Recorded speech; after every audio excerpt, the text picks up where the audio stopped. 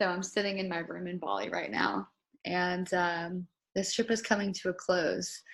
I've been here about 4 weeks now, and 3.5, and I have about 4 days left. And last week, I was wondering what all the pain was for, like what my lesson was. And it had been a really, really intense 3 weeks. And we held the retreat, and I had a ton of stuff come up from the retreat. And then post-retreat, I also had a lot of personal things come up that I needed to work through.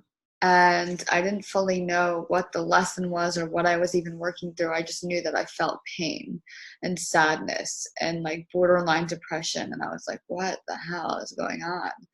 Like, I don't get it. What am I doing? I'm in Bali. I'm in the one of the most beautiful places in the world, surrounded by incredible people. Like, what is wrong with me? Why am I here wanting to be home? And I realized I wasn't allowing myself to get really deep into the darkness because I just wanted to escape it. And so I wasn't really letting myself feel it fully and heal what needed to be healed. Every time I come to Bali, something needs to be healed. It's just, without fail, it's just, all right, universe, bring something up. And if you don't deal with it, you're just going to keep it in your body. And it's just going to keep coming up. And it's just going to keep hitting you. Like, okay, you're not dealing with this. Let's bring it harder. And so Megan and I decided to go to the Gili Islands. And we were there 2 days of last week. And the first day that we got there, we were really tired. I had just been feeling really like tired in my body and didn't want to really do anything and kind of wanted to relax on the beach. And in the back of my mind, I was like, I should be working, but I need to relax because I'm so tired. And so the place that we were at, they created a bonfire. And the sun was setting, and it was really beautiful. And so Megan and I started dancing around the bonfire. And we asked these guys to take a video of us. We're like, hey, like, will you take a video? It's amazing. We want to get the sunset in it. And they're like, yes, we'll take a video of you beautiful women dancing. We're like, perfect. And so after, we asked them, like, hey, what are your names? And one of them was like, oh, my name's Alex. And then his friend goes, yeah, my name's Alex too. And then the guy next to them, in the lawn chair next to them, was like, that's also my name. How crazy. And then on the chair next to him, the guy said, that's my name. And so every single guy that was on that beach happened to be named Alex. And we're like, this isn't a coincidence, because the night before, the only person that we connected with from this party, this like ecstatic dance party, his name was Alex. And we spent the entire day with him. And we're like, what are the chances that every single person on this beach is named Alex? Like, every single guy was named Alex on that beach. It was really crazy. And so Megan ended up talking to the last Alex, like, oh, what do you do? And he's like, well, I'm getting into retreats. I'm actually here holding space as the masculine on this retreat. And Megan was like, oh, we just ended up doing a retreat. And I could tell that she was attracted to him, so I was giving her space. And so she went off on a journey and played in the water with him. And so I was up at the shore with all the other Alexes. And I was like, man, this is really unfortunate. Like Megan's off doing her own thing, and I'm hanging out with the Alexes who, they're honestly like in their own world. Like, they were doing their own kind of thing. And I was like, I don't really feel like connecting right now. Like, I don't really want that right now. And so that night, I didn't have a good night. And like, I had an intention of like being on the beach and like connecting with myself in spirit. And that's why I went to the Gillies, to like spiritually connect. And I was like, dang, like this sucks. Like, I feel like I'm not doing this right now. And she's off like gallivanting with some guy. And I was feeling frustrated.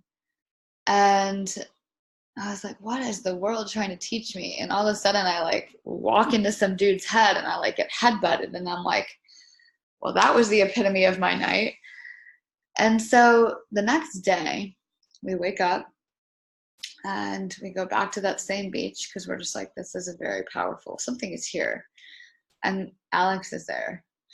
And so Megan and Alex end up connecting, and we decided to do a full like cacao ceremony.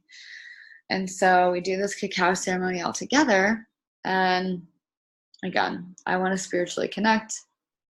Megan wants to connect with him. And I'm feeling like a little anxious at this point. And all of a sudden, like, we decide to all go to the edge of the beach and watch the stars. And all of a sudden I look up and the stars are so bright and so magnificent that we're in awe.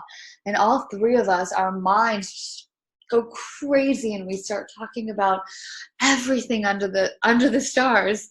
We were talking about like creation and spirituality and astronomy and astrology and all of these amazing concepts. And all of a sudden I'm like intellectually stimulated. And then I'm like, this is exactly what I was wanting the whole time.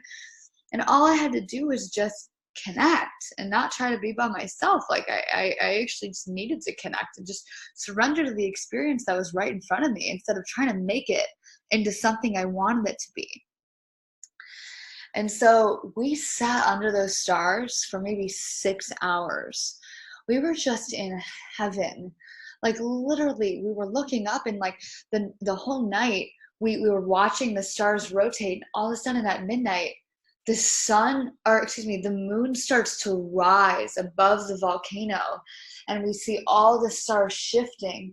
And like a few hours later, we see the moon and all the stars. And it's like, we're watching the earth rotate. And we're like, holy shit, this is the most magical fucking thing. Because you never really get to see it, right? Like it just happens. But we were watching it and all the stars moving. We're like, this is fucking incredible. And we knew that the sun was going to rise, like the moon was rising here. And we knew in like 6 hours, the sun would be rising like right next to it, like 30 degrees off. Maybe not even, maybe like 10 degrees off. Like it was very just splitting the volcano. It was crazy. And so that morning, Megan and I woke up and we were like, you know what? We got one more swim at the beach. Like, let's go. And we sit down and Megan has this massive realization about how this guy completely opened her heart. And she went deep into her own journey and she started bawling and she just went in the water and she started like doing her Kundalini yoga exercises that she always does. And she's like opening up her heart and just like getting into her energy. And I'm up there at the top.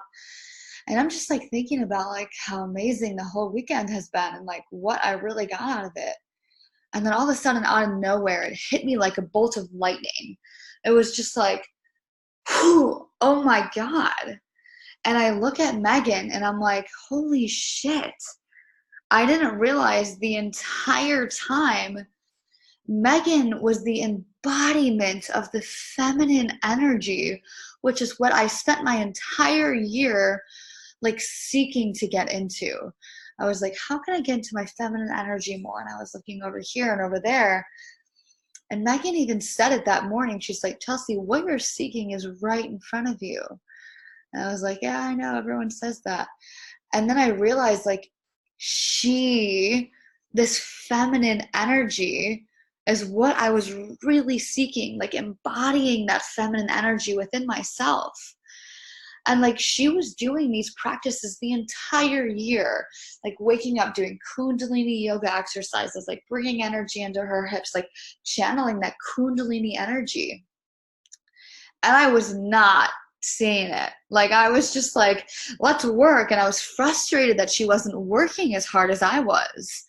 And I wasn't seeing that she had manifested me, this masculine energy that could work And I manifested her because she needed to get into her masculine and I needed to get into my feminine. And I was just not seeing her because I was frustrated that I was always the one working and she was always the one playing. And like, I never picked up on her practices. Like, I never picked up on the stuff that she was doing. Like, she had cultivated these practices for like the last 5 to 10 years. And like, it wasn't natural. Like, it wasn't natural for her to just start doing all of this. She had cultivated this. And then I was like not seeing it. I was just frustrated and I wasn't seeing her. And I just had this whole realization hit me of like, oh my God, like I love her. And like I am an embodiment. She is right there. Like all of these practices, I know them because I've been watching what she's been doing. It never clicked that like that is the feminine essence. And I just like ran down there and I like told her like, you literally changed my life. I need to tell you something. And she just like hugged me and she was just like, oh my God, like you see me, like, yes. And the feminine wants to be seen. And I wasn't respecting or giving her space to be seen. I was just like in my own head, like thinking like, this is the way it needs to be. Like we need to do this and this and this and this. We need to work hard without ever realizing that she manifests into her life everything that she has by embodying this feminine essence. And I'm just like, holy shit, what the fuck have I been doing? And so we had this like moment of just like, I apologize. I was like, I'm so sorry. And I realized like, I wanted to learn from her. Like this whole time she had been like learning from me. And like, I've been doing like, creating her personal brand and doing all these things, like creating her website and her social media and everything. And I was doing the masculine and like teaching her, but I wasn't allowing her the space to teach me. I was like, yeah, I know it all, right? That was what my masculine was saying. Like, I know it. And I wasn't allowing her and giving her the space to open up and be like, I could teach you something. Like the feminine teaches by doing and being. The feminine doesn't teach by talking. That's the masculine. Like creating structure around what's happening, like that's the masculine. Like the being and the happening is the feminine. And sometimes the feminine doesn't have words, right? Like the feminine just does it. And maybe is not even conscious that she's doing it. It's intuitive. She was conscious that she was doing it because she had cultivated this, but she wasn't necessarily like communicating and she also didn't feel she had space to communicate. So it's this entire revelation. And then the day later we get back because we have to come back for this Tantra workshop. And the first day of the Tantra workshop, we do this exercise where we're in meditation and we, as a woman, we have a conversation with our masculine energy. And we're just like for me, it went like, hey, like, what's going on? Like, what are you needing right now? Like, where, like, you've been wanting your feminine to come out. Like, what's happening? And I talked to my masculine and then I talked to my feminine. And then I had this realization like, holy shit. I've been treating my own feminine energy the way that I had been treating Megan, not giving her space to speak, not allowing her, not really like giving that energy of voice, like trusting that intuition and like knowing that she's so wise. And my mind is over here just like trying to figure it out, right? Like, oh yeah, I know how to do this, blah, blah, blah, blah, blah. Oh, I'm so indecisive. Like, let me think about this all the way through and let me think about this scenario all the way through. My feminine is over here like, he's never going to get it. And she's like so fucking wise and so intuitive and he wasn't letting her communicate. And my feminine, my masculine, like had this huge realization where he was like, I'm so sorry. Like the same way that I was with Megan, that's how I was with my feminine energy. And she was like, oh my God, you see me. Like I've been here the whole time. and my feminine, my masculine, like came together. And literally I got to a point where they were just like confessing their vows to each other. Like, I vow to love you, and like I unconditionally love you, and I trust you, and I cherish you. And they literally got married. Like, I had a ceremony of my feminine and my masculine getting married. And then it progressed even further, and they started making love. And like I let my feminine totally surrender, which is something that I fear. Like, with all of my like sexual encounters, I like being the one in power, and I like kind of having that masculine role, and I like just surrendered and let my masculine like completely like, you know, like like tie my feminine up, and like let her like be like free in the way that she needed to be free, and like surrender. And like it was so fucking powerful. And like afterwards they played this song that was like, um it was like called Higher Love, like, your love is just a reminder, find your center, something like that. Or they played this song called oh, it was Take Me to Higher Love. You guys know the song. And so I just got up and I started dancing. Like, my feminine, my masculine started dancing together. And I was just like whispering in their ears, like, I love you, I trust you. And like, it was just this beautiful dialogue between the two while they were like slow dancing to this like song about like, it felt like falling in love with yourself. And I felt what it felt like to have unconditional love for myself for the first time. And that's been a hard journey for me. Like, I have a lot of self-love, but my masculine energy judges a lot, and like is very mistrustful, like constantly questioning like myself, like not trusting myself, which is my feminine, like constantly questioning her. And I just trusted her. And and later that night I had a situation arise where a client that I was working with um basically said like, hey, you dropped the ball, like, you've been in Bali, what have you been doing?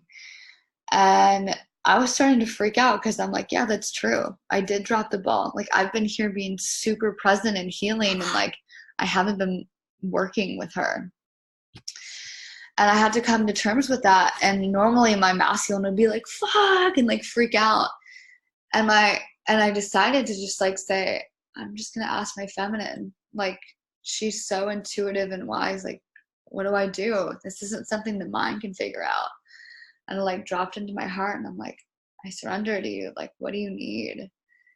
And she just spoke, and she was like, it's okay. Like, know that like you're not in integrity with it, but it's okay. Like, you don't need to take full responsibility for this, because there was also a part, you know, with her as well, where I didn't feel, you know, there were certain things that happened in this client partnership anyways that didn't fully align with my feminine, and I needed to say something. And so like subconsciously, I think that's what was happening. And I never checked in with my feminine to just ask, like, what's going on? Like, why aren't we moving forward here? And she was like, I don't feel safe. Like, I don't feel like this is something that, like, you need to communicate and express yourself, because something's not aligned here. And so I did that, and I checked in with her, and I was like, okay, I trust you. Like, I'm surrendering. Like, my masculine is surrendering to you. Like, you know. And it was the first time that I didn't go into a reactive state. And instead I was like, okay, let me breathe into this and like ask her, like, what do I need to do? And she just immediately knew. And I was like, okay, like, I trust you.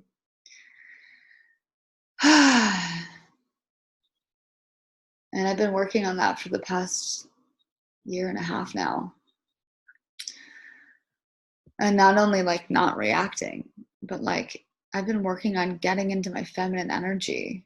And I've been doing it by judging my masculine energy the whole time. And like, I've been saying that that's what's happening in culture, that like the feminist movement is all about like women like judging men and hating on men. And I never really realized that, like, and I'm kind of processing this now, but like my feminine and my masculine internally were doing the same thing. Like my masculine wasn't trusting or respecting my feminine. And my feminine was resenting my masculine for it. And societally, this is also what's happening, right? Like the masculine isn't allowing space for the feminine to speak because he thinks he knows. And he's not trusting her and her intuition because he doesn't understand it. Our society isn't taught that.